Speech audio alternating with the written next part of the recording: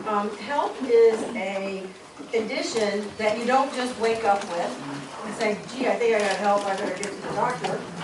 You have to be pregnant to have it. And in addition to that, you really have to be experiencing severe preeclampsia. So this is a condition that usually is a sequela or a follow-up or follows severe preeclampsia. It is a fairly complicated and very deadly condition. HELP is an acronym that stands for hemolysis, elevated liver enzymes, and low platelets. So that's why those letters are highlighted there in black. So how would we go about knowing if our patient had HELP? Monitor their labs. Monitor their labs. That's excellent. That's actually called a critical thinking question. That's good. Yes. So besides their labs, and what would their labs show?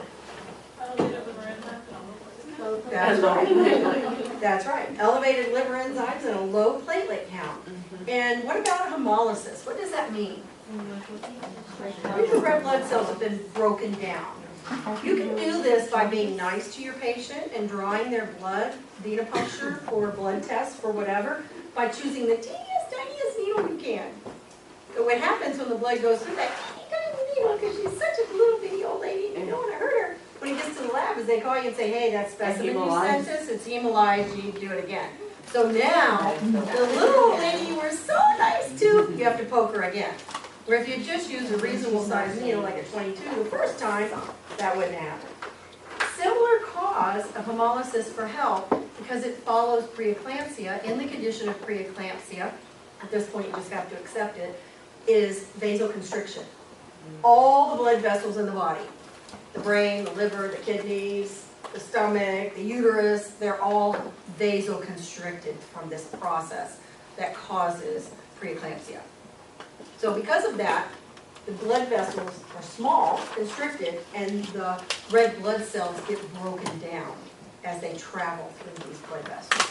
And that's where the hemolysis comes from. Elevated liver enzymes come from, follow that thought of vasoconstriction and low blood flow into the liver, and the liver gets low blood circulation because of the vasoconstriction. It becomes damaged, does hypoxic tissue doesn't get enough oxygen, and that causes the liver enzymes to increase, to show injury. Okay?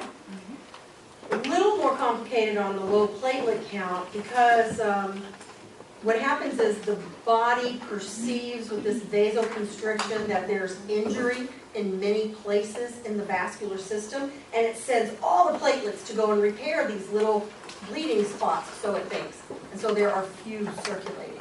Okay?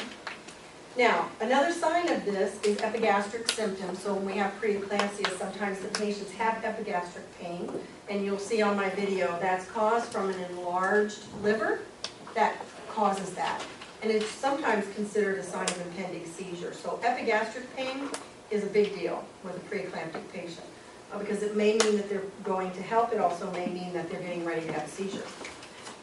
Nausea, vomiting, and severe edema. So here's the tricky part. The fetus, we're just going to keep watching it more closely. So they'll be on EFM, maybe doing BPPs. This is going to be a patient who's already an inpatient in the hospital. The delivery when the mom is stable. This is where they earn the big bucks. Because we already know this patient has low platelets. Yet they're following severe preeclampsia, meaning they may be heading towards seizure. We don't want to deliver them, and we don't want to do a cesarean on them. They have low platelets, they might bleed to death from the surgery. So the balance between that is really important, and thank goodness we don't have to make that decision. This can also occur during the postpartum period, as your video that you're going to watch will tell you about preeclampsia can occur up to several days, even a couple of weeks after delivery.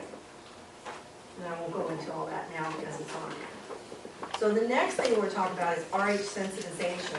I did put that little primer also on EduCreation, so if we go through this, you think you've got it, you go home and read some questions, talk about it when you do your study groups or whatever, and you're like, oh my God, I have no idea, then go to EduCreations and watch that again, because it probably will say kind of what I'm saying here now, okay? So, I will tell you this, you need to know this. As a registered nurse, you need to know this. I could probably go on any floor in any clinical facility today and ask a nurse, and there'll be at least a nurse there who has no idea what this means. And that's not good. Because if you're a registered nurse, you're qualified to administer blood type. And if you just do it by rote, because that's what it said, and you're following the steps, but you really have no idea what the possibilities of complications are or why, if you give the wrong one or even if you give the right one, then you're really doing something you shouldn't be doing. You shouldn't do things you don't know anything about. Okay? In an emergency, you might have to call and ask somebody for help. Otherwise, I'm asking you to continue learning as a professional. If you have a patient today, maybe on your break, maybe you won't have time, but maybe when you go home, maybe tomorrow before you go back to work, go and read about that condition now. Read about that drug or that treatment. Don't just say, well, I didn't know about it. Because what you know about it now from taking care of that person today is how it relates to them. But go and read about it and learn about it so that you are getting smarter every day you work. It's your responsibility to the public, really, to continue to educate. So, RH sensitization, here are the tenets of it. It affects about 10% of pregnancies. This is RH, we're not talking about ABO. This is just in relationship to the RH. RH positive means they have the positive blood group. RH negative means they don't. Again, this is just the RH status. When we used to do our old care plans, or sometimes even now, if a student writes down where it says blood type and RH, a student will write A positive, RH positive. That tells me they don't really understand, because A positive says it all. You don't have to write A positive, RH positive, that's redundant. It's either a positive or a negative. If it's positive, it means they have the protein on their red blood cells that is identified as RH positive. And if they don't have it, they're RH negative. Doesn't mean anything's wrong with you, it's just what you have or what you don't have. Terminology, if we say someone is sensitized, in pregnancy especially, this would not be a good thing. It means that this RH negative person, and you just have to memorize these, has been exposed to RH positive blood, and they now have an anti-RH agglutinin. That anti-RH agglutinin, when it is circulating in this woman's body, now is it hurting her? Is it? No. No, absolutely not. But if she should get pregnant and have an RH positive fetus, this anti-RH agglutinin will protect the mother, say, whoa, there's a foreign body here, and we got the stuff to fix it. Zap! Crosses the placenta, this antibody does, as most antibodies do. Crosses the placenta and attacks the RH positive blood in the fetus. And what's that going to do to the fetus? Well, it might kill it, right? It might be born with jaundice, it might be spontaneous abortion, but it will break down all the red blood cells, which is carrying the oxygen. So this fetus, at the very least, will be hypoxic, if not anoxic at some point, and may cause intrauterine death. So that's what it means when a person is sensitized. So when we do a blood test at the beginning of pregnancy, we're not only identifying the blood type and the RH status of the patient, but we're also testing for antibodies, in particular the anti-RH agglutinin on women who are RH negative. Because if she has this antibody, she is sensitized. And what can we do to protect her fetus? Nothing. Rogan is for RH negative. Because RhoGAM does not attack antibodies. It only gobbles up RH positive factors. So we need to know in our pregnant people not only their type and their RH status, but if they are RH status, and let me say this, in pregnancy, if you're positive, I don't care. Don't ever mention to me again what your partner is, what you think your partner is, what your maybe two partner possibilities are. I don't care. I only care if the woman is negative. I don't care about him. In the old days, we used to care. Bring us a little card with his blood type on it that he got from the blood donation, and we'll just go with that. No more. Because a few people fell through the cracks like that because what they brought us was what we asked for. Bring us your husband's blood type. And they did. And he wasn't the father of the baby. And that didn't work out well, okay? So they did exactly what we told them to do, though, all right? So now we don't care. We treat all negative women the same regardless of their partner status, okay? So, RH, so what I want to say, okay, so, sensitized. You understand what it means to be sensitized. The RH negative woman, somewhere along the line, has been exposed to RH positive blood. And her body said, yikes, that's a foreign protein I've never seen before. We better make us an antibody to protect us in case that ever happens again. Just like whether you have the disease or a vaccination, right? Your body makes antibodies to protect you so the next time they encounter that particular organism, your body can protect itself. So this antibody, this anti-RH glutenin, is not harmful to the mother at all. Your antibodies don't hurt you, right? Well, they don't hurt her, but they can cross the placenta, in this case, and hurt the fetus, okay? So, subsequent exposures to RH positive blood cause hemolysis later in the pregnancy, blah, blah, blah. Exposure, this 90% of exposure from mother to fetus occurs at delivery. But that leaves 10% that's not at the time of delivery. And that's where RhoGAM comes into play. So we want to protect, because if it was 100% at delivery, nobody would have to get RhoGAM until after they delivered and we knew what the baby was. But because there's that 10% possibility of the mixture of fetal and maternal blood during the pregnancy, we have to protect the fetus by giving the mother RhoGAM. So how would that work? How would a fetus be, or a mother be exposed to fetal blood? Do they slosh around together in there, all mixing up and making a happy party like a Purple Passion party we used to just throw everything in there? No, I don't even know what y'all call that now, that we call it Purple Passion, but anyway. No, it's not that sloshing thing. It's capillary beds. Fingers of capillary beds that are using osmosis, diffusion, and rapid transport, etc. All those things from way back in your science classes. That's how things are moving back and forth, okay? But it's not mixing blood, okay? So what happens is, it could be more, but we'll make it simple. One of those 5 bleeding conditions could expose the mother to fetal blood. If she has a spontaneous abortion, if she has an ectopic, if she has a gestational trophoblastic or molar pregnancy, if she has a previa or an abrupted placenta, all of those conditions could expose the mother to fetal blood that may, in fact, be positive and cause her to make antibodies. Okay? Make sense? So that's about the 10%. 90% occurs at the time of delivery when the placenta, the baby is delivered and the placenta separates from the wall. That's usually when it occurs, 90% of the time. Okay? Those other bleeding conditions are only the other 10%.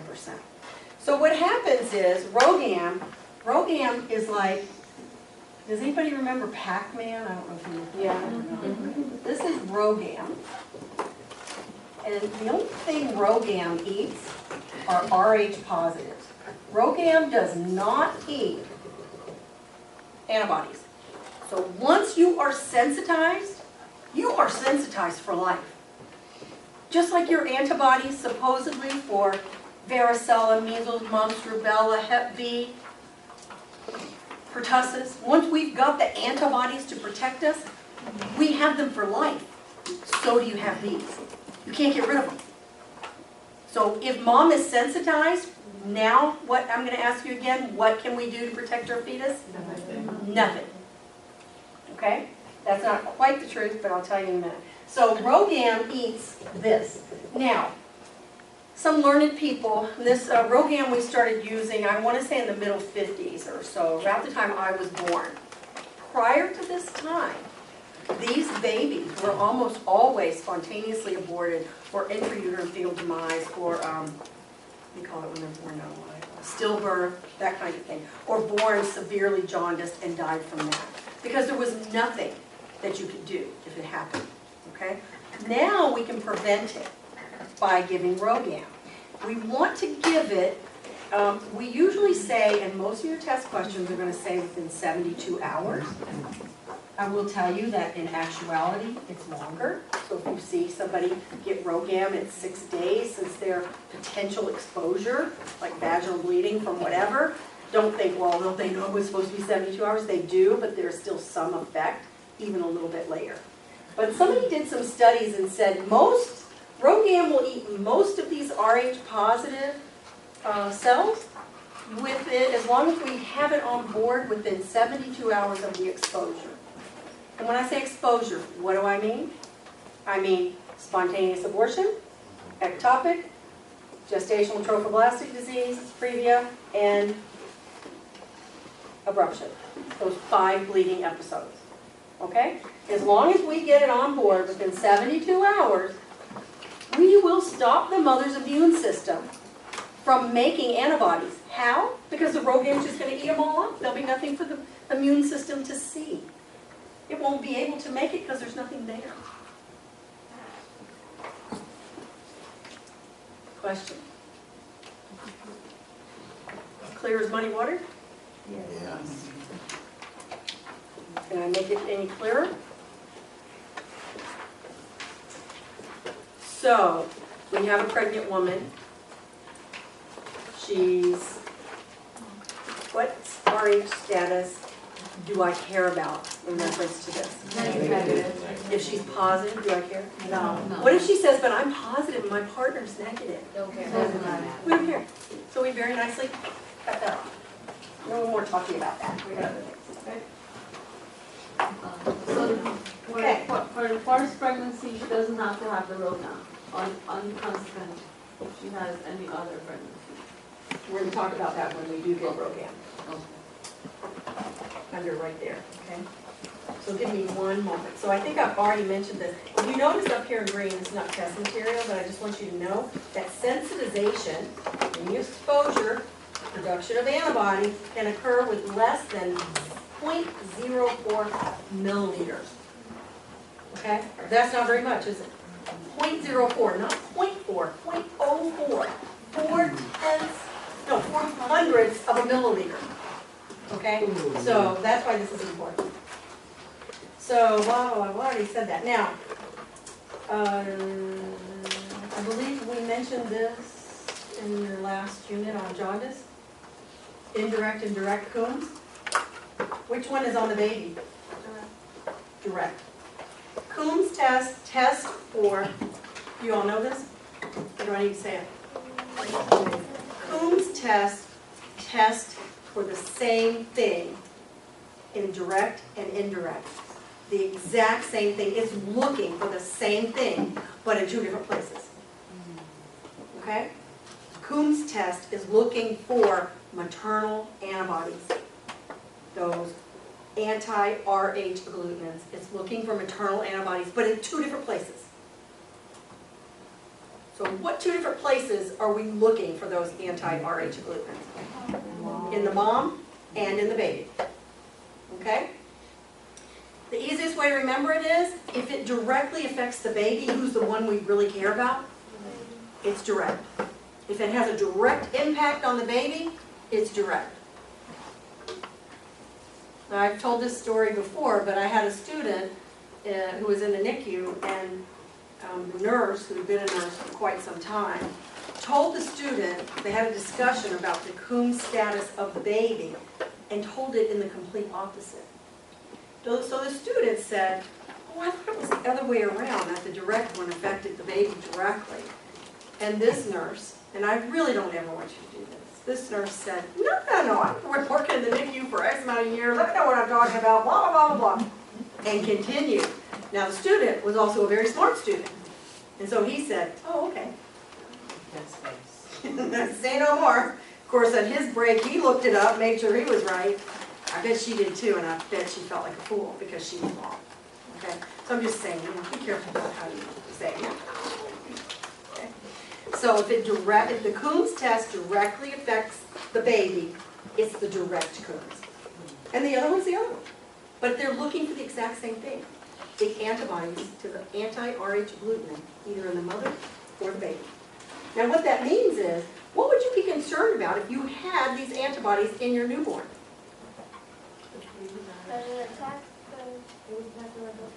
If this is an Rh positive baby, this antibody now in their body is going to attack their red blood cells, cause them to break down, causing them to be hypoxic and jaundice.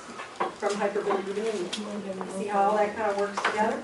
So that's why we care about their Coombs test, okay? Because if the baby has those antibodies, it's not like we can stop that process from occurring, but we can be eyeballing it and making sure that we're monitoring it with screening, blood tests, you know, head things, whatever the facility protocol is, but at least we're aware and monitoring it, okay? Doesn't mean it won't happen if they're Coombs negative. However, if they're Coombs positive, then that's much more concern. Does that make sense? So Coombs, don't get thrown away. It's just a blood test. Testing for the same thing in two different places. All right. So now, what do we do with this information? I like this, again, not for testing purposes, but you know, it kind of gives you backing. And I forgot to put the reference on here, but RhoGAM within 72 hours of potential or real exposure to Rh positive blood leaves a 1% risk of sensitization. So that's good. Now, what if we give RhoGAM to a pregnant mom who's had no bleeding episodes at 28 weeks, we give it routinely, and no bleeding episode, and what if, we don't know, but what if her fetus and baby are Rh negative? Is that a problem? No. It doesn't hurt anybody. It doesn't hurt her, maybe a little redness at the site, that's all. RhoGAM is a blood product, considered a blood product though, so you're not supposed to administer it in clinical. Some of your nurses don't know that, so you know, just let them know if they offer, say, no, I'm not supposed to do that, it's a blood product. Okay? Because that could get them in trouble. You might say, oh, I'd really like to give a shot, but it could get the nurse in trouble because it violates the contract between the facility and us. Okay? So if the mother is negative and the father is positive or unknown, we're going to give RhoGAM at 28 weeks of gestation. Now, why at 28 weeks? What's magical about 28 weeks? Because RhoGAM lasts about 12 weeks. 28 plus 12 equals 40, okay? So for all Rh negative women, write this in story. For all Rh negative women who are not sensitized, all Rh women who are not sensitized, we're going to give RhoGAM at 28 weeks. If she's sensitized, are we going to give it to her? No. It won't hurt her, but it won't do her any good. So there's no reason to. In addition to that, we're going to give all Rh negative women RhoGAM with bleeding episodes. So probably either from SAB, gestational trophoblastic, ectopic, blah, blah, blah, blah, or just bleeding. Okay? So with any bleeding or potential exposure, we'll give it within 72 hours. So those are 2 times we're going to give it. The 3rd time we're going to give it is after delivery, big if, capital if, what? If the baby is positive. What if her baby's negative? She doesn't need it because she wasn't going to make antibodies. She's had no exposure, real or potential, right? To the Rh positive because the baby has Rh negative blood too. Okay? What Rh status is a universal donor?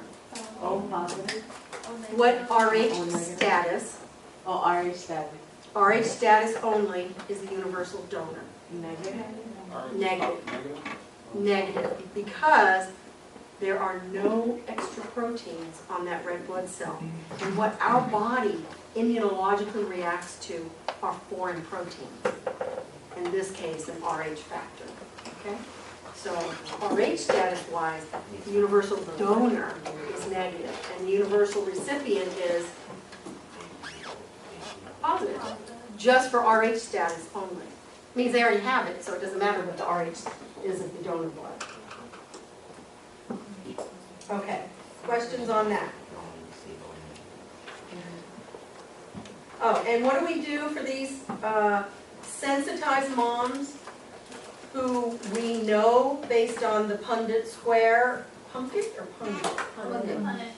Punnett, whatever that square thing is, with all the little things in it, that this fetus could be a negative, is that we will test their blood by intrauterine aspiration from the cord, probably. And we will do, usually about the time that they're considered viable, so maybe 26 to 28 weeks. Of course, that's going down all the time, but that's pretty much it. They will get fetal transfusions every couple of weeks, 1 to 2 weeks. If mom is sensitized. Because it means she has the antibody. The antibody's already crossing the placenta, and it's affecting her Rh positive fetus's blood, right? And so we need to get that blood out and get in some new blood that's not going to be broken down, so they'll use O negative blood. They'll basically change the blood type of this baby. Now, do we do that in Tampa or Blunt City? Nada. No, we do that in Miami. I don't think there's anybody in Gainesville that does it. Some big cities, because this takes a very, very in-demand kind of doctor. You want to make a lot of money, be really famous, well, be one of these doctors who does intrauterine surgeries and things like that. Big time stuff, okay? And